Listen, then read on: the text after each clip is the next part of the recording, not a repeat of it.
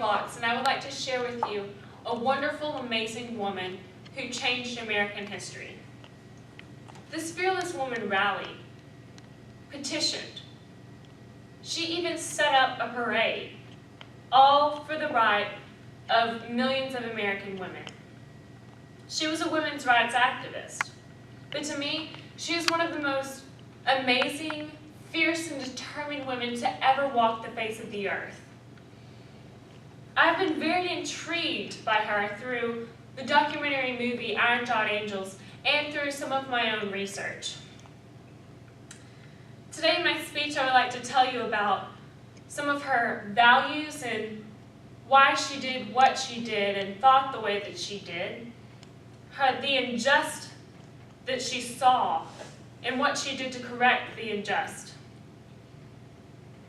and just exactly what she went through to accomplish her set goals. Can you get the lights, please? This is Alice Paul. She was born in 1885, and she died in 1977 at the ripe age of 92 years old. She was born in a Quaker home where they instilled values in her, such as equality of the sexes and women's rights, and how women needed to have an education and that they needed to work for the betterment of society. Alice Paul graduated at the top of her class and then went on to attend college to better her education. I feel that this is important because many women in this time period didn't have much of an education. They were considered housewives, and they were thought to just clean and cook and care for the children. Alice Paul was one of the more educated women in this time, and I think that this led to much of her success. You can turn the lights back on. Alice Paul knew that there were many injustices, especially towards women. Women were not equal to men.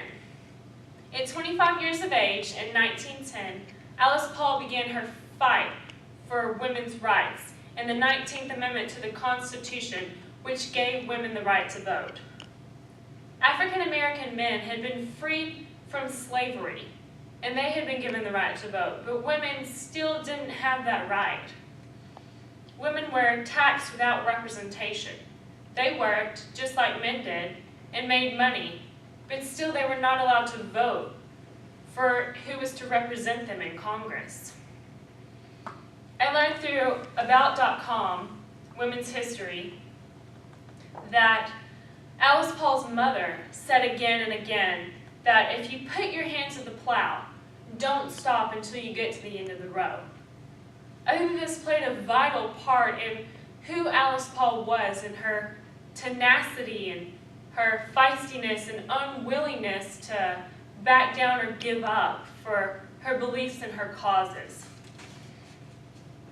Alice Paul also faced many physical hardships and even torture. The bystanders, as they picketed outside, physically assaulted them, and the police just stood by and watched and did absolutely nothing to protect them or help them. They were put in jail after picketing outside of the White House, and the women were beaten there, and Alice Paul was put in confinement where she only drank water and ate bread for 2 weeks. She became so weak that she could not walk.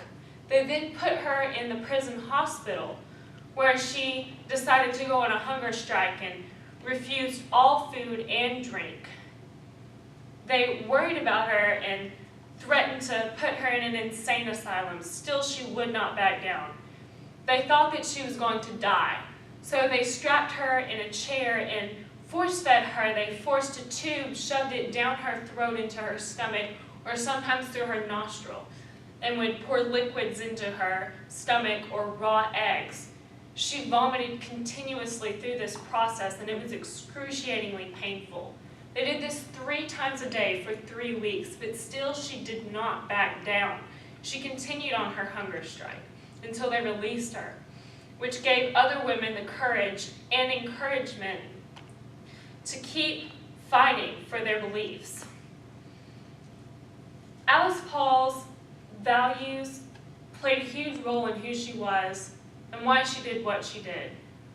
Also, the fact that she saw injustices in America, and she had goals set to correct those injustices. She also went through and endured so many hardships, all for not only for her goals, but for millions of American women so that they could have the right to vote. I hope that you really enjoyed this presentation and know a lot more about Alice Paul and who she truly was.